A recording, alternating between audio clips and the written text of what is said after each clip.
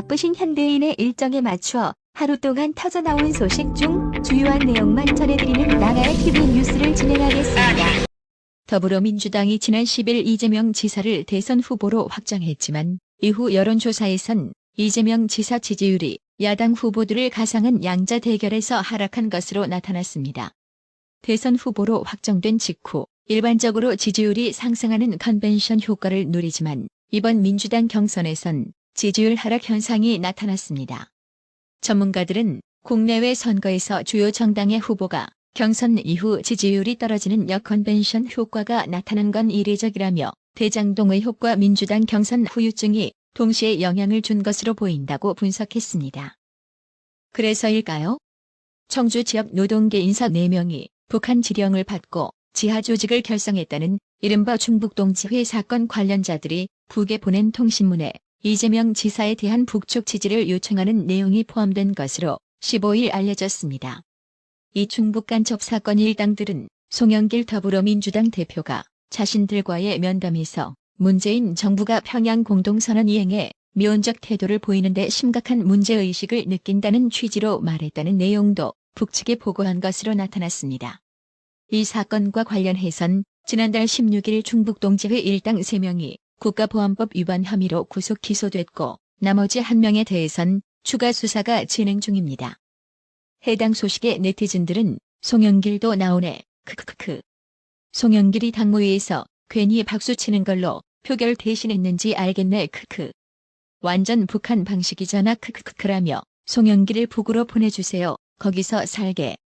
북한 말 잘 듣는 꼬봉 하나 만들려고 송영길이 이재명을 밀고 있는 이유군요. 웜에 무서워라. 나라를 김정은이 한테 갖다 바치려 했구나. 특히 586 학생운동권은 점검해봐야 된다라고 분노했습니다. 경기 성남시 대장동 개발 특혜 및 로비 의혹을 수사 중인 검찰이 15일 뒤늦게 뒷북치듯 성남시청을 압수수색했지만 정작 시장실을 제외한 것을 놓고 검찰의 수사 의지가 의심된다는 비판이 검찰 안팎에서 나오고 있습니다. 애초부터 검찰의 압수수색 영장에는 성남시장실과 시장 부속실 등은 압수수색 대상으로 기재조차 되지 않았다고 하는데요. 지방자치단체장이 개발사업 등에 대한 최종 인허가권을 갖고 있는데도 검찰이 시장실 등에 대한 압수수색을 하지 않고 미룬 것입니다. 검찰 여러분들은 화장실에서 똥 누고 나서 화장지로 똥은 안 닦고 그냥 나오나 봐요. 국민들이 구린내 진동하는 이런 검찰을 과연 믿어야만 할까요? 이것 말고도 이재명 지사의 이른바 변호사비 대납 의혹 고발 사건이 서울중앙지검에서 수원지검으로 이송된 것을 놓고 법조계에서 논란이 일고 있습니다. 이정수 서울중앙지검장은 지난 14일 국정감사에서 국민의힘 전주회 의원이 이재명 지사의 변호사비 대납 의혹 고발 사건에 대한 수사 상황을 묻자 수원지검으로 이송했다고 답했습니다.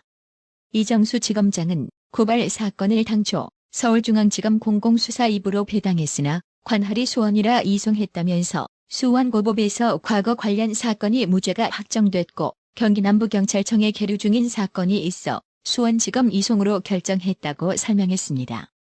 그러면서 이정수 지검장은 대검의 이송을 건의했고 검찰총장이 오케이 해서 보냈다고 했습니다. 이정수 지검장은 수원고법과 경기 남부경찰청 관련 사건을 구체적으로 언급하지는 않았습니다. 이처럼 사건 처리 하나를 놓고 마치 핑퐁 게임하듯 이리저리 쳐넘기는 꼬락서니에 법조계에서도 대선 후보가 고발된 사건을 핑퐁하듯 계속 재배당한 것도 통상 중요 사건을 병합해서 한 곳에서 수사하는 것과 달리 쪼개기 배당을 한 것도 이례적이라는 지적이 제기되고 있습니다. 또 수원지검의 지휘라인을 놓고도 얘기가 나오고 있습니다. 신성식 수원지검장은 윤석열 전 검찰총장 재임 때 대검찰청 반부패 강력부장을 지냈으며 지난해 12월 윤석열 전 총장에 대한 징계 당시 법무부 측의 입장을 관철시키는 역할을 했습니다. 이 때문에 검찰 내부에는 수원지검으로 이송한 것은 고발 사건을 뭉개려는 의도 아니냐며 의심하는 시각도 있습니다. 친문재인 정권의 검사들, 이들을 어찌해야만 할까요? 분명한 건 이로써 검찰의 직무유기는 명확해졌다라는 점입니다. 그 근거를 들자면 1. 권순일 재판거래 의혹 미수사 2. 대장동 게이트 화천대유 자금 추적 미시행 3. 유동규 핸드폰 등 증거 확보 부실. 4. 성남시청 압수수색 부실 등 종합적으로 국민까지 우롱하고 있는 검찰의 대장동 게이트 수사, 헐리우드 액션만 쳐보인 개짓거리만으로도 직무유기는 충분합니다. 따라서 대장동 게이트 이 사건만큼은 특검만이 정답인 것 같습니다. 이 밖에도 검찰의 김만배에 대한 부실 구속영장 청구 논란도 진행 중에 있는데요. 홍준표와 윤석열의 공통점은 검찰 출신이죠. 이 두 명의 대선 후보 눈에 비친 검찰의 대장동 게이트 수사는 어떻게 보일까요? 홍준표 의원은 15일 김만배 씨에 대한 구속영장 기각은 검찰의 부실 수사 탓도 있지만 그동안 수백억을 들여 쌓아놓은 법조 카르텔이 더 큰 역할을 했다고 본다고 주장했습니다. 홍준표 의원은 이날 페이스북을 통해 이같이 말하며 문재인의 지시로 다급하게 영장 청구한 것도 수사가 어쩐지 어설프게 보여진다고 힐난했습니다. 그러면서 유동규 압수수색할 때 현장에서 보인 검사의 태도는 실체적 진실을 밝히려는 자세라기보다는 어쩔 수 없이 시키니까 한다는 식의 모호할 뿐만 아니라 피의자와 담합하는 듯한 태도였고 김만배 씨의 경우에도 똑같은 수사 태도로 보인다며 모든 증거가 모여있는 성남시청 압수수색을 아직도 하지 않는 것은 이재명 후보를 배려하는 증거 은닉과 인멸 기회를 주는 것으로밖에 볼 수 없고 사건을 검경이 나누어 따로따로 수사하는 것도 시간 끌기에 불과한 부적절한 수사라고 비판했습니다. 홍준표 의원은 그래서 특검이 필요한 것이라며 특검을 거부하는 자, 그가 바로 대장동 비리의 주범이라며 이재명 지사를 정조준했습니다. 윤석열 전 총장 역시 15일 김만배 구속영장 기각과 관련 검찰이 이대로 가면 명캠프 서초동 지부라는 말까지 듣게 생겼다며 호되게 질책했습니다. 윤석열 전 총장은 이날 페이스북을 통해 26년 검사 생활에 이런 수사 방식은 처음 본다며 이같이 말했습니다. 현재 진행 중인 검찰 수사의 문제점을 조목조목 지적했던 윤석열 전 총장은 배임의 공범을 밝히겠다면서 성남시청 압수수색을 하지 않는 것은 일부러 구속영장을 기각당하겠다는 얘기라고 단언했습니다.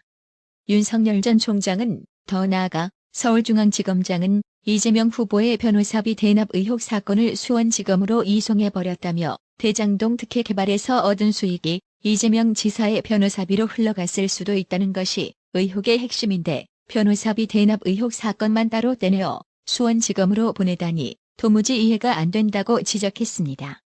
이어 이런 중요 수사에서 정보와 기록을 모아도 모자랄 판에 쪼개기 이송을 한 것은 사건을 은폐하려는 목적 외에는 설명할 길이 없다고 은폐 의혹을 제기했습니다. 참고로 그동안 성남시청 압수수색을 특별한 이유 없이 이리저리 참이루어왔던 검찰은 김호수 검찰총장이 성남시 변호사로 활동했다는 이력이 언론 보도를 통해 밝혀지자 그때서야 성남시청을 압수수색하는 코미디를 연출했는데요. 이 작자들 정권 바뀌면 모조리 부실 수사에 대한 책임을 반드시 물어야 하지 않겠습니까? 그래서 일단 무조건 정권 교체가 1순위입니다. 이제부터는 아주 골 때리는 이재명 관련 소식인데요.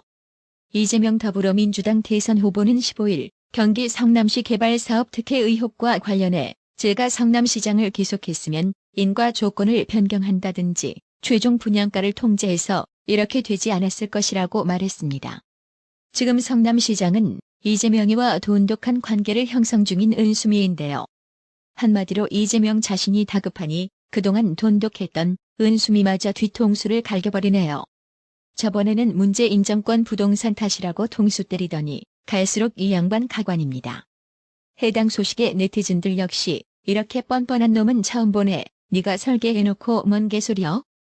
헤쳐먹은 티도 안 나게 증거인멸했을 거란 소리겠지라며 단군 이래 처음으로 이런 절면피는 진짜 처음 본다라고 혀를 내두르며 아주 기막혀 했습니다. 성남시도 이재명 지사가 15일 대장동 개발 사업 특혜 의혹과 관련해 성남시장을 계속했으면 이렇게 되지 않았을 것이라는 발언에 대해 가만히 있지 않고 반박하는 입장문을 내놨습니다. 성남시는 이날 위례 신도시와 달리 대장동은 공공택지에 해당되지 않아 인과 조건 변경과 최종 분양가를 통제할 근거가 없다고 밝혔습니다. 이재명 지사가 성남시장으로 있었더라도 법적으로 통제가 불가능했다는 것입니다. 성남시 관계자는 이재명 지사의 인가 조건 변경은 실시 계획인가 변경 때를 말하는 것으로 추측되나 도시개발법 등 관련 규정에 적합할 경우 인가해 줄 수밖에 없는 사항이라고 말했습니다. 이 관계자는 판교대장지구는 도시개발법에 따른 사업이지만 도시개발공사가 출자에 참여해 설립한 법인 성남의들이 시행하는 사업으로 공공택지에 해당하지 않는다며 판교대장지구는 미래 신도시와 달리 분양가 상한제 대상이 아니어서 최종 분양가를 통제할 수 없다고 말했습니다. 조선일보가 특종을 물었는데요. 이재명 지사가 성남시장으로 재직하던 시기에 최소 10건이 대장동 개발 관련 공문서에 직접 사명했던 것으로 15일 확인됐습니다.